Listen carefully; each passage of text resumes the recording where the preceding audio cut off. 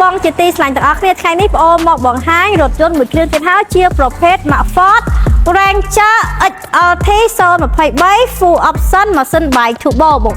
ម្ចាស់ដើមមុនគាត់ upgrade ទៅ Raptor ឲ្យបងឡានមួយគ្រឿងនេះស្អាតមែនតែនធានាជូនទឹកតាមសេនមកជុំបងអត់មានបងអត់មានប៉ាអត់មានស្ងាកាត់តបដល់ពណ៌ 100% ជូនបងតែម្ដងអត់ថេមួយគ្រឿងនេះបងអូនលក់តម្លៃត្រឹមតែ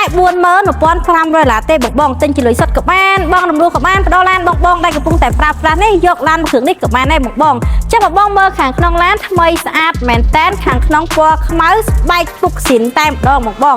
ខាងក្នុង option ចាមានតាំងពីកាមេរ៉ាក្រោយ wireless charge បងមាន sensor មាន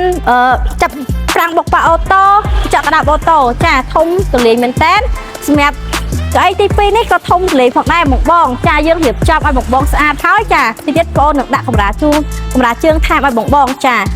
ចឹងបងមកមើលផ្ទាល់ទៅទីតាំងបងគឺនៅបណ្ដោយផ្លូវញ៉ាម៉ងរទ្ធីចុះពីស្តុបផ្សារបបតងប្រហែលជា50ម៉ែត្រទេដល់ឲ្យបងហើយអ្វីដែលកាន់តែពិសេសនោះគឺមានក្លុបក្រោយទៀតបងចាចឹងបងយកទៅប្រើប្រាស់តែម្ដងអត់ចំបាច់ចំណាយលុយរៀបចំអីទៀតទេ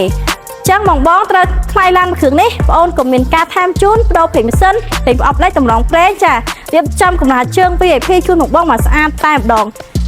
តម្លៃលោកជូនបងត្រឹមតែ $41,500 ឡាទេទិញជាមួយសុទ្ធក៏បានបងរំលោះក៏បានផ្ដល់ឡានបងដែលកំពុងតែប្រើប្រាស់នេះយក XLT មួយគ្រឿងនេះក៏បានដែរបងចាបងមានបន្ថែមតំណតំណងលេខខាងលើ page ចុច link Telegram ឆាតចូល page បងតបបានបងអរគុណជម្រាបលាបាយបាយ